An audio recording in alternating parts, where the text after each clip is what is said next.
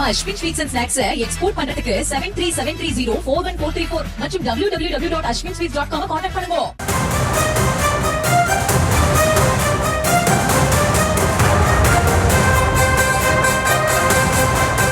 இந்த சிலிண்டர் விலையெல்லாம் வந்து ரொம்ப விலை ஏற்றம்னாலும் பரவாயில்ல, ஆனால் கிடைக்க மாட்டேங்குது.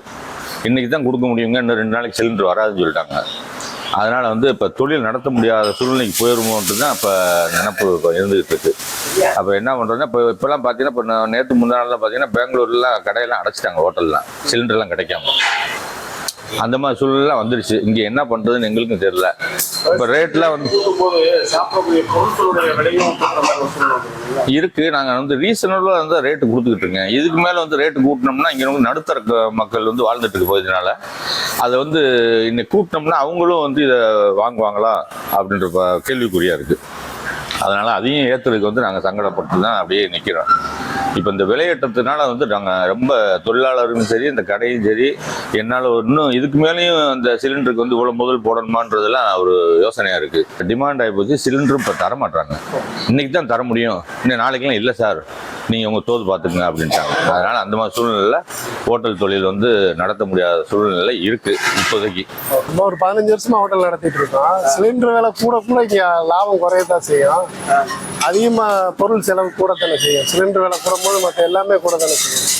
அதனால இப்பெல்லாம் பணம் போட்டு எடுக்கிறதுலாம் அவ்வளோ கஷ்டமாக தான் இருக்குது இந்த தொழிலில்.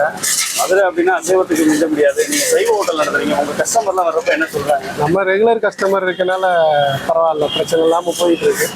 இருந்தாலும் விலைவாசி கூடும்போது லாபத்தில் பிரச்சனை ஆகும். அந்த லாபத்தை நம்ம சரி கட்ட முடியாது. குறைவான லாபம் தான் கிடைக்கும், அதை வச்சு சமாளிச்சுக்கலாம். சிலிண்டர் புக் பண்ணால் கிடைக்குதா, தரம்ன்றாங்களா, எப்படி சொல்கிறாங்க? கிடைக்குது, ஆனால் ரேட்டு கூட, அதான் பிரச்சனை.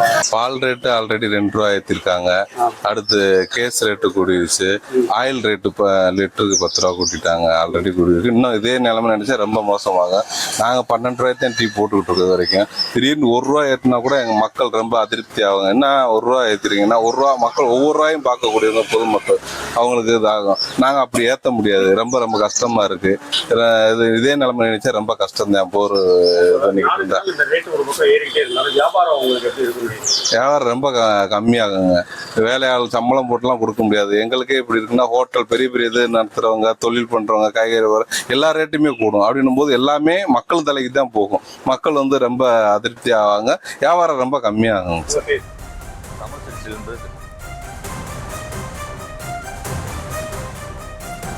மதுரையிலும் வணிக சிலிண்டர் விநியோகத்தில் சிக்கல் எழுந்துள்ளதாக குற்றச்சாட்டு எழுந்திருக்கிறது. மேலும் விவரங்களோடு இணைகிறார் செய்தியாளர் நவநீத கிருஷ்ணன். வணக்கம் நவநீத கிருஷ்ணன், விவரங்கள். மனிதன் உயிர் வாழ உணவு, உடை, இருப்பிடம் இப்படியாக அத்தியாவசிய ஒன்றுகளில் இருக்கக்கூடியது பார்த்தோம்னால் உணவகங்கள்.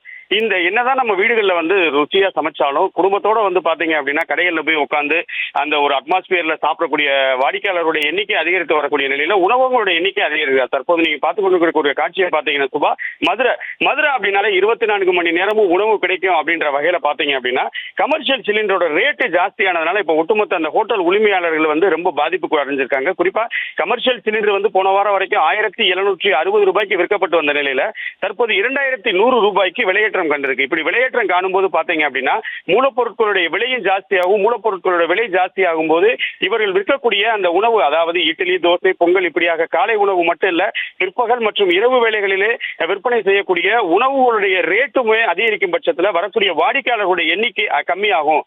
இந்த நிலையில சிலிண்டருடைய விலையேற்றம் பணியில் இருக்கக்கூடிய ஊழியர்களுக்கான ஊதியமும் சரியாக வழங்கப்பட முடியல அப்படின்னு மதுரையில் இருக்கக்கூடிய உணவக உரிமையாளர்கள் ஒருபுறம் வேதனை அடைந்து வரக்கூடிய நிலையை காண முடிகிறது. நாளுக்கு நாள் இந்த போர் பதற்றம் ஒரு பக்கம் இருந்தக்கூடிய வேளையில இந்த சிலிண்டர், அதாவது எரிவாயு கமர்ஷியல் சிலிண்டர் மட்டும் இல்ல, வீடுகளுக்கு கொடுக்கக்கூடிய சிலிண்டர் ஒரு பக்கம் ஏறிக்கிட்டு இருக்கக்கூடிய நிலையில மதுரையில் இருக்கக்கூடிய உணவகங்கள் உரிமையாளர்கள் மிகுந்த வேதனை அடையக்கூடிய ஒரு நிலையை நம்மால் காண முடிகிறது. சுபா,